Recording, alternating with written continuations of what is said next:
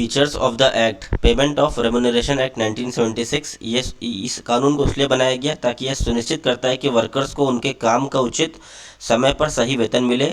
यह कानून एम्प्लॉयज़ को गलत वेतन नीतियों से बचाता है, यानी बिना अनुमति के अनऑथराइज डिडक्शन को रोकता है, और यह सुनिश्चित करता है कि एम्प्लॉयर्स को सरकार द्वारा तय मिनिमम वेजेस का पालन करें। जो कि मिनिमम वेजेस गवर्नमेंट ने तय कर रखी है, वह मिनिमम वेजेस दिए जाएं किसी भी एम्प्लॉय को। अब इसका स्कोप और एप्लीकेबिलिटी क्या है, कहाँ पे लागू होता है? यह कानून सभी इंडस्ट्रीज़, फैक्ट्रीज़ और शॉप्स और बिजनेस पर लागू होता है, यानी ये हर कंपनी में भी लागू होता है।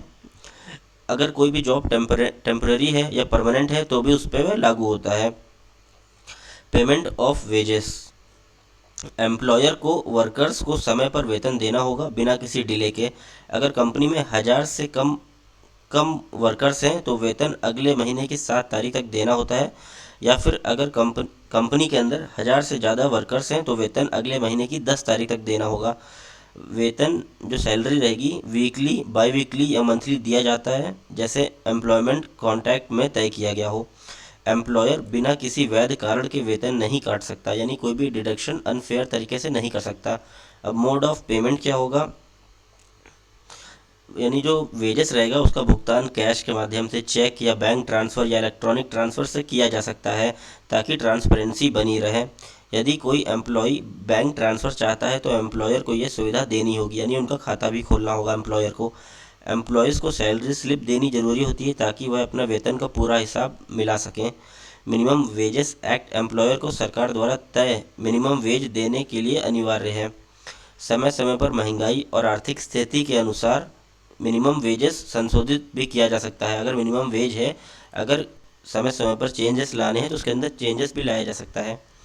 अब equal pay for equal work, ये कानून के तहत पुरुष और महिलाओं कर्मचारी को समान कार्य के लिए समान वेतन मिलना चाहिए। जाति, धर्म, लिंग या किसी अन्य आधार पर वेतन में भेदभाव नहीं किया जा सकता।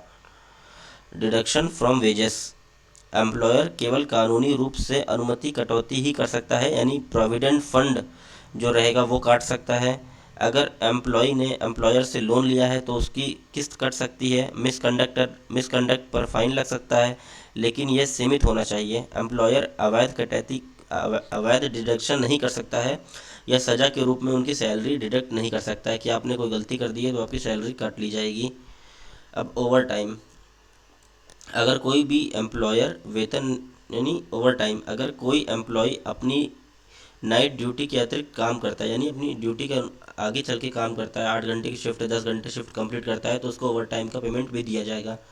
डिस्प्यूट रेजोल्यूशन, अगर कोई एम्प्लॉयर वेतन नहीं देता है तो अवैध कटौती करता है तो एम्प्लॉय शिकायत भी कर सकता है, लेबर कोर्ट और ट्रिब्यूनल में भी कंप्लेन कर सकता है। अगर एम्प्लॉयर भुगतान में देरी करता है या मना करता है तो कर्मचारी इस एक्ट के तहत कानूनी कार्रवाई भी कर सकते हैं। अब कुछ एम्प्लॉयर्स की भी रिस्पॉन्सिबिलिटी होती है। एम्प्लॉयर्स को वेतन का रिकॉर्ड रखना चाहिए, हर महीने स्लिप देना इम्पोर्टेंट होता है ताकि ट्रांसपेरेंसी बनी रहे। समय समय पर भुगतान की सुनिश्चित करना होता है, कि जिम्मेदारी रहती है कि उनको सही से पेमेंट मिला है कि नहीं। Employer must ensure timely wages payment, समय पे पेमेंट मिल रहा है या नहीं ये भी चेक करना होता है। अगर कोई भी एम्प्लॉयर पाया जाता है जो कि वो गलत तरीके से पेमेंट नहीं करता है या ओवर टाइम काम कराता है तो उनके खिलाफ़ पेनल्टीज भी लग सकती है। अगर कोई एम्प्लॉयर वेतन नहीं देता है, इस कानून का उल्लंघन करता है या अवैध कटौती करता है तो उसे कानून द्वारा फाइन पे करना पड़ सकता है, लेबर डिपार्टमेंट द्वारा कानूनी कार्रवाई का सामना करना पड़ सकता है, गंभीर मामलों में जेल की भी सज़ा हो सकती है। अब कंक्लूजन से हमें समझ में आता है कि कि पेमेंट ऑफ रेम्यूनरेशन एक्ट 1976 एक महत्वपूर्ण कानून है जो ये सुनिश्चित करता है कि वर्कर्स को उचित और समय पर वेतन मिले, यानी वेज फ्रॉड यानी इलीगल डिडक्शन और डिस्क्रिमिनेशन को रोकता है।